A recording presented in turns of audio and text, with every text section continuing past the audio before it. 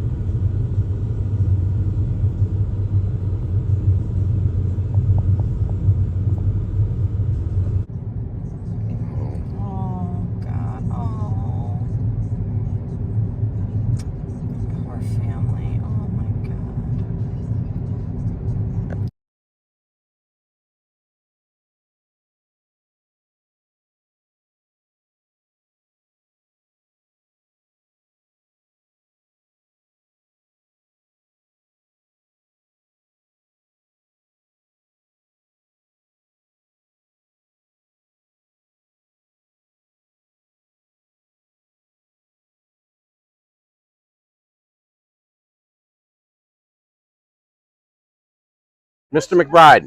And then I'm getting a barber. Tragic situation here in Arizona City. And then a little girl that just. What's your thoughts on Dream? You were here. You've gone through this drive-through 1,000 times. Yeah. You walked many times from this same spot selling stuff for us, and it was hot. So you'd go get like a cup of water, a Gatorade. Tell us Your fondest memories of Dream. All I can tell you is that he was a really good, servient person Mm-hmm. that at any time knew exactly what you were coming for. He knew when I pulled up, What you I wanted. want a 15-pack of beer. He knew that. Yeah, he just. And all of a now, sudden, did he ask you like, no, do you want Coors Light or Bud Light? Nope. He knew your flavor. Yeah, he knew my Yep, flavor, yep, and all yep. of a sudden, I had that shit in the car. You know, it was fast, and he was efficient, and Uh-huh. he was a good, subservient person. Always greeted me with a wonderful smile. Yeah. And that's why I think this is so fucking senseless. Yep. Who would do this to someone? A maniac. A maniac. A maniac. And he's locked up. He's locked up. Well, And he's getting- I hope they give him the fucking death penalty. Yeah. For what Yes. he did. Unfortunately, Katie Hobbs in the state of Arizona has removed the For death real? penalty, so there is no way. Well, maybe they can go in another further time, but currently Katie Hobbs has removed the death penalty, so people can come around to areas like this in small towns of Arizona and shoot people, shoot them in the head, bash their brains in. Yeah. And with sheriffs just roll up, they grab the cot, the Yeah. perp, throw them in prison, and then there's prison justice. And But- if you look around, Yeah. I mean, look how many people actually give a shit. Yeah. I mean, there's a lot of people that this really care. is a big crime. Yeah, this is a tight knit community. Yep. Yes. And we're dealing with a tragedy Yes. that is completely unwarranted. This isn't all New the way York. around. This isn't Chicago. This is the middle of the desert in Arizona here. It's probably 110 right now. Yeah. But Yep. to sum it up, Brandon McBride, we appreciate you coming and talking to us. Yes, the man worked every day, 41 years old, gunned down right here. Gunned down. In Arizona City. Arizona City. And his life taken Yep. way too soon Too soon. for $100 bill and 2 fucking cartons of cigarettes. 3 cartons of Newports, they said. Who the fuck does that? Yeah. Psychotics. There when I came back from my drug addiction and gave me the biggest hug and told me that he was so proud of me. And so happy moment. So me and my dad were really, really close to him. And if some of you may know me, we have potty mouths. So my dad asked him, how do I say F you in your language? And he said, doop doop. So every time we walked into the store, we would say, doop doop, you go doop doop. All right, here we are with Esther. She owns Epic Barber and Beauty Salon. Esther, how long have you owned this business? 13 years. 13 years. Now, this 13 years is in the same plaza as the Sunlight Market. Yes, it is. When you heard the news Sunday that Dream had passed away, what was your first thoughts? My first reaction, not so much thoughts, was I went into crying and I was sad. Yeah. Because I've known him about as long as I've been here, him and his brother and the 2 gentlemen that work there. And they are very nice people. One thing that I noticed and I liked about Dream was that he was a very personable person. He knew little things about you, and every time he would see you, because he'd be here only in the weekends, he would ask you about things about you that he knew and stuff. So he really got involved with the community, got involved to knowing them. Earlier there was a girl that said that he had led her to the Lord, and that was an awesome thing to know that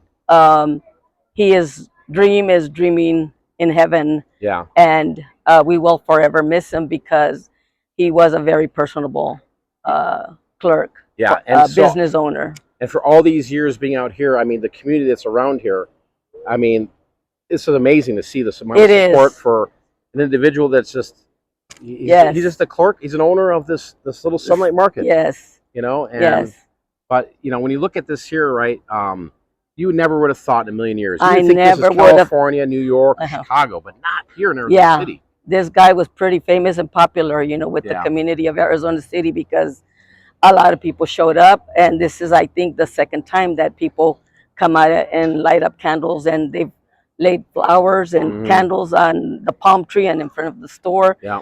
And it's really amazing and good to know and to see that people around here care about each other. Yeah. So if you guys don't know, right here, this is where Esther's store is, and this is where my store used to be. Yes. So Esther, you had to deal with me for like 15 months. Me and my Yes. wife, and the cast of characters Yeah. that came around. We had all I different miss you types. guys. We had all different types of fun, and but we saw craziness. Yes, we did. At all we times. did. And yes. what do you think why do you think that's happening? Is it drugs? Is it Yes. I'm not trying to get in this negative tone, but it's like why are people going crazy? I don't know. Drugs, and I believe that they're lost souls that need to be saved. Yeah. They need to be in a place where they can get help. Yeah. From the drugs and from the mindsets. Yeah. Just some the guidance. criminal mind. Yeah. And yes, guidance definitely. We have to have something, a program, something that people can go to and get help. Yeah. Because I don't see that too much anywhere, and it's got to have the Lord and God in it. Yeah. Because without that, this is what we're going to be seeing. Yeah, I agree, because this is a very small town, and yes, you start to see familiar faces all the time. Yes. I saw it when I had the store over here, but you see, like, there is no help. Like, No. okay, so if you're on drugs, maybe a cop will arrest you, maybe a sheriff will arrest you. Other than that, that's the extent. That's the extent. They go to prison for maybe drug possession or whatever, but there's really kind of no treatment. No. Which is sad. No. And it's all a mindset. It's not really a physical thing. It's more intellectual thing. Where you are and what you think and how you think of yourself. Yeah. And how much worth you put on yourself. Right on. And that's why it's so great, because you know what? Did you ever imagine you'd own a barber shop? A beauty shop? And not in Arizona City, because I'm from Eloy. So you're from Eloy, which is the next town over. Yes. So no. But at some point, maybe you've lived out here your whole life. In Arizona, yes. Your whole life. My whole entire life. I was born here. And your hard work, your dedication, your resilience to just keep working and you've created this business. Yes. So I applaud you with that. That's amazing. Thank you. And so that's what the hard work done. You could have said, you know what, life's troubling, life's hard. Yes. But I'm not going to stop doing what I have a passion for and helping others. Yes. And look at this. Yes. Just like Dream had here, yes. right? It's all the same thing. Same thing. It's about helping hairs, people. He's selling beer. Yes. He's selling Snicker bars. Yes. Yes. Butterfingers. Butterfingers. All right, Esther, final last words. Anything you want to say? Just look out for one another. Keep the tight-knit community. Yep. Attitude, behavior going, and don't let go of each other. Say God bless you whenever you see anybody, regardless of what religious background you're from. We're all humans. Yeah. And that's the number one thing that brings us all together is humanity, not religion, but that we are humans. Yeah, we're love one another. That's well said. Well said, Esther. Boom.